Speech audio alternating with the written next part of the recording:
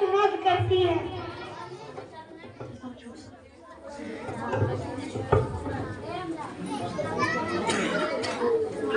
अस्सलामु अलैकुम रहमतुल्लाहि व बरकातुहू।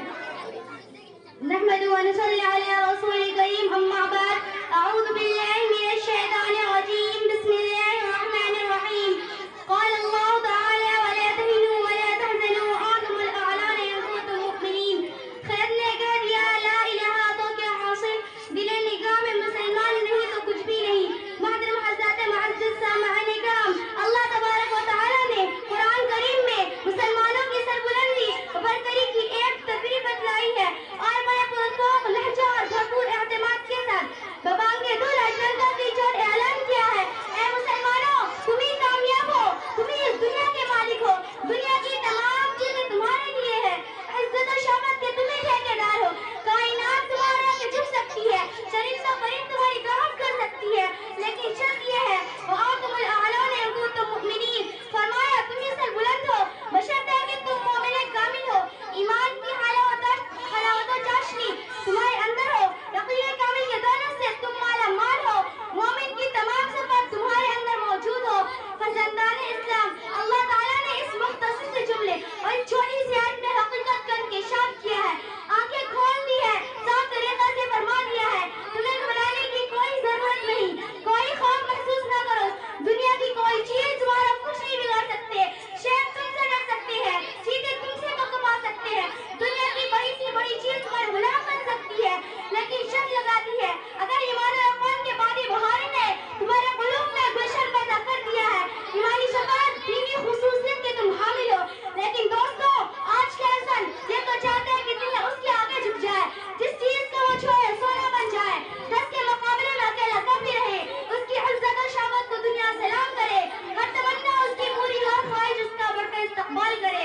लेकिन वो भूल जाता है कि उसकी शराफत और अज़मत उसी वक्त हासिल हो सकती है जब वो खुदा की गुलामी करे, रंगों खून को बुतों को पाश पाश कर एक हकीकी फरमानरों का परस्तार हो, चढ़ते सूरज को पूरे छोड़कर मस्जिद हकीकी की बारगाह में सजदा रेज़ हो। उसको यह मकाम तभी हासिल हो सकती है जबकि उसकी हर चीज अल्लाह की हो जाए। शेर साहब ने एक शख्स को देखा कि वो शेर में बैठा है, डंडा उसके हाथ में है, शेर का कान ऐंठ रहा है, उसको जिधर जाता चलाता, शेर में अंचूल से उसकी ताबेदारी कर रहा है, उसके आगे आगे चल रहा है। शेर साहब को देखकर बड़ा ताज्जुब हुआ।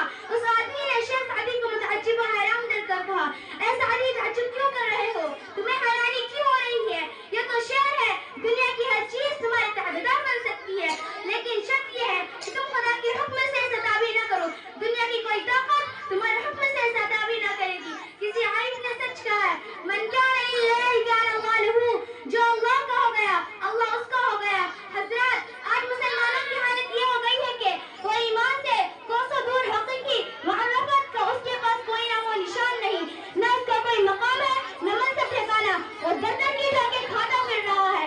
कल जो तमाम दुनिया पर हुकूमत करता था आज वो खुद गुलाम बना हुआ है, कल जो समुंदरों में घोड़े डालता था आज वो खुद पानी से डरता है, कल जो हवाओं को रुख मोड़ देता था आज हवा उसके फेफड़े को झुकसा देती है, कल जो आँख से सही सलामत निकल जाया करता था आज एक ही चिंगारी उसके पूरे वजूद को खाकिस्तान कर देती है। कल जो आका था आज महकूम है, कल जो हाकिम था आज महकूम है। हकीकत यह है कि फरागत और नफ़रत ने उसे घेर लिया है, परेशानी और ज़ुबानी उसकी किस्मत बन गई है, उसका ईमानी शौला सुन पड़ चुका है। मौला लहानी ने दर्द भरे अंदाज में इसका रोना रोया है।